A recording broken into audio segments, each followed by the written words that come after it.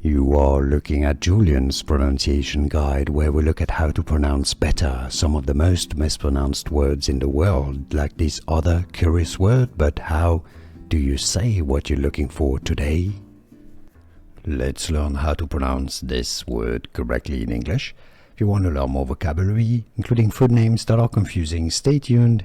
I've got more videos for you pronounced in British English as prawns. Yes, it's an O sound. It's not really an A sound, it's closer to an O sound. Prawns.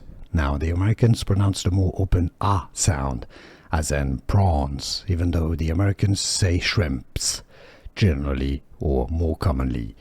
In British English, however, the English pronunciation, prawns.